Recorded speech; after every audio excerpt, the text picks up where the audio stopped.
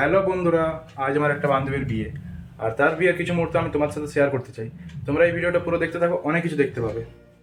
আর তোমাদেরকে অনেক কিছু দেখানোর জন্য আমি বান্ধবীর বিয়ে বাড়িতে চলে গেলাম। তারপরে ভিতরে যেতে না যেতেই দেখতে পেলাম যে এরা দুজন তো এখন থেকে গিফট দেওয়ার জন্য দাঁড়িয়ে আছে। এই তো মাত্র 8টা বাজলো, এখন তো অত রাতও হয়নি। এখন তো সব লোকজনগুলোও আসেনি, কিন্তু চলে আসবে সেটা বড় কথা নয়, কারণ আজ আমাদের ভান্ডারী কাকুর একমাত্র মেয়ে আর আমাদের একমাত্র বান্ধবীর বিয়ে বলে যে কথা, তাই বান্ধবীর বিয়ে বলে কথা, ওই জন্য সব থেকে প্রথম গিফটটা আমিই দিলাম। আর বান্ধবীর পাশে একটা দিদি ছিল যে সব গিফটগুলোকে সাইডে ভালো করে রেখে দিচ্ছিল।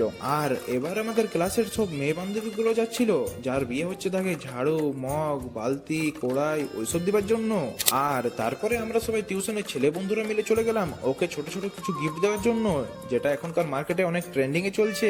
তারপরে আমরা সবাই বন্ধু বান্ধব গুলো মিলে ফটো তুলতে না তুলতেই দেখছি ইমা এই বন্ধুটা একা একা চলে গেল ফুচকা খেতে। আর আরো কিছু বন্ধু ছিল ওইখানে আমার, যারা দেখছি কফি খেতে খেতে একদম আলাদাই লেভেলের দালালগিরি মারছিল। আর এই ছেলেটা দেখতে আলাদাই লেভেলের হ্যান্ডসাম ছিল, কিন্তু দুঃখ শুধু একটাই যে এখনো পর্যন্ত একটাও গার্লফ্রেন্ড পড়াতে পারলো না।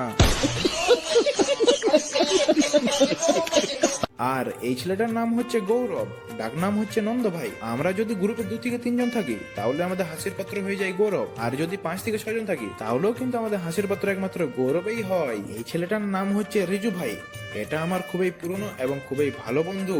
আর রিজুকে ফুচকা খেতে দেখে আমারও খুব লোভ লাগছিল, তাই আমিও ফুচকা খাওয়ার লাইনে দাঁড়িয়ে গেলাম। তারপরে ফুচকা খেতে খেতে দেখলাম যে এই জায়গাটাই ভালো রকম ভিড় হয়ে গেছে, আর এই সাইডে আমাদের ক্লাসের সব বান্ধবীগুলো মিলে খুব সুন্দর ডান্স করছিল। আর এইদিকে আমার ক্লাসের সব বন্ধুগুলোকে নাচ করতে দেখে আমি নিজেকে একদম সামলাতে পারলাম না। হ্যাঁ মানছি আমি ডান্স করতে জানি না, কিন্তু হাত পাটা তো হিলাতেই পারবো, আর সেই জন্য আমি নিজেকে কোনো মাইকেল জ্যাকসনের থেকে কম মনে করি না।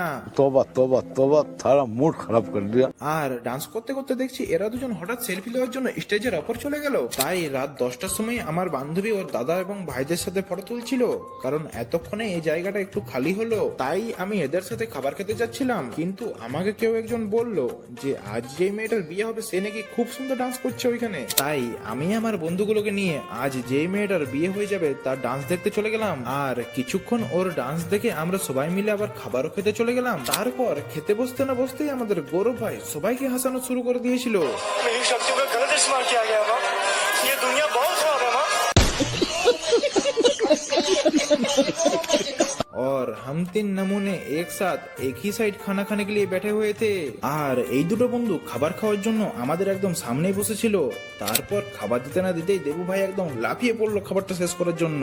তারপরে যতক্ষণে আমাদের খাওয়া দাওয়া শেষ হলো ততক্ষণে তো পুরো বিয়ে বাড়িটাই খালি হয়ে গেছিল, একটাও কুটুমজন দেখতে পাচ্ছিলাম না আমি। তাই আমি আমার ব্লগটা এইখানেই শেষ করে দিলাম।